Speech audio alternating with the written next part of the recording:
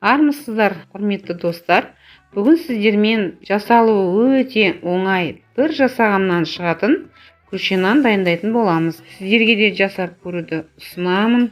Өте былқылдап, исі деген аңқып, өте дәмді болып шыққан. Видео басталмас бұрын менің арнама тіркеліп, лайк басып отырыңыздар. Бізге керегі жылы су, жылы сүт, ашытқы, шекер, тұз, сармай және ұн. Бірінші ыдысымызға жылы суымызды құйып аламыз. Оған сүтімізді қосып, 1 шай қасық тұзымызды салып, араластырып аламыз.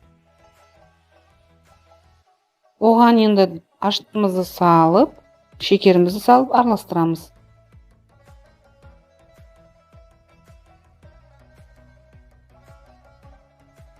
Оның үстіне сармайымызды қосып, ұнымызды салып, қамыр илейтін боламыз.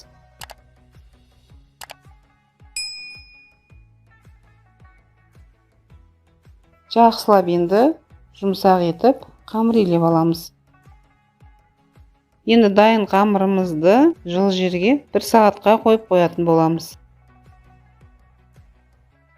Қамырымыз дайын болды. Енді зуала жасайтын боламыз.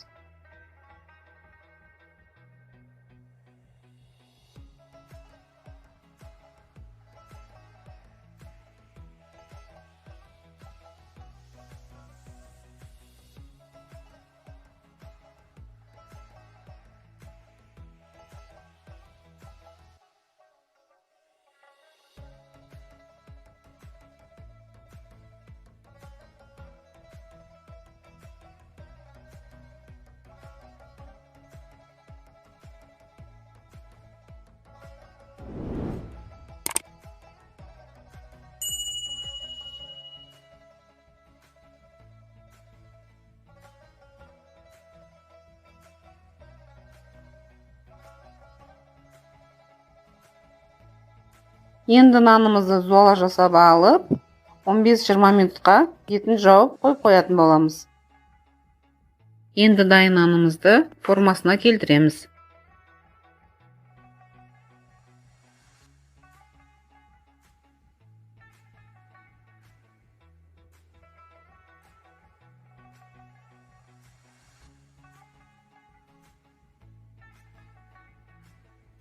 Енді жұмыртқаның сарысына майонезімізді араластырып алып, нанымыздың бетіне жағатын боламыз.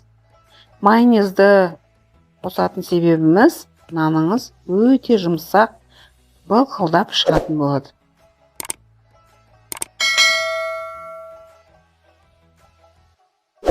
Бетіне күнжіт сеуіп, 30-35 минутқа пісіріп алатын боламыз. Міне біздің күлше нанымыз дайын болды. Астарыңыз дәмді болсын. Құрметті менің көрермендерім, менің каналымды 80%-ға жуық адам без подписки көреді екен. Менің арнама тіркеліп қазақша контенттің дамуына үлес қосыңыздар. Тіркелген әрбір жанға мен бақыт тілеймін.